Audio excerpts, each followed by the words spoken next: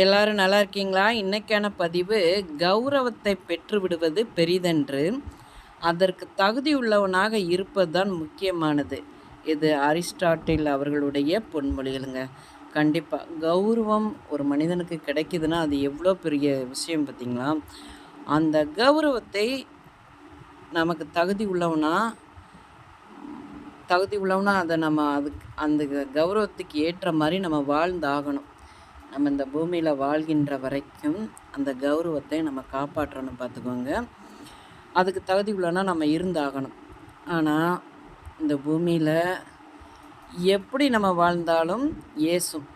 இதுக்கு நான் இந்த நான் பெற்ற செல்வம் படத்தில் இருந்து காமு செரிப்பு அவர்கள் எழுதின பாடல் ஒரு கொஞ்சம் வரிகள் நான் படிக்கிறேன் பாருங்கள். வாழ்ந்தாலும் ஏசும் தாழ்ந்தாலும் ஏசும் வையகம் இதுதானடா. வீழ்ந்தாரை கண்டால் வாய்விட்டு சிரிக்கும். கீழே விழுந்தவரை கண்டால் வாய்விட்டு சிரிக்கும். வாழ்ந்தாரை கண்டால் மனதுக்குள் வெறுக்கும்.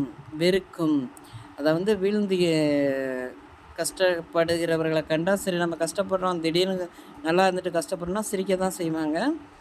நல்லா வாழ்கின்றோன்னா அவங்க மனசுக்குள்ளே அந்த ஒரு வெறுப்பு இருக்கும்.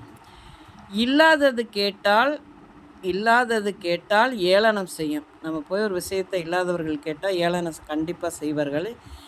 இருப்பவன் கேட்டால் நடிப்பண்ண மறுக்கும். இருக்கிறவன் போய் பணத்தை கேட்டு பணம் கேட்குறான்னு வைங்களேன், அவன் நடிக்கிறான்னு சொல்லுவாங்க. உண்மை அதுதாங்க. இந்த உலகம் எப்படி வாழ்ந்தாலும் ஏசும். ஆனால் நமக்கு கிடைக்கின்ற ஒரு கௌரவம், அந்த கௌரவத்தை நம்ம கடைசி வரைக்கும் பாதுகாக்கணும்னா அதுக்கு தகுதி உள்ளவனா நம்ம வாழ்ந்தாகணுங்க. இந்த பதிவு உங்களுக்கு பிடிச்சிருந்தால் பார்வதி வீட்டு சமையலுக்கு ஆதரவு கொடுங்க. ஓம் சாய்ராம்.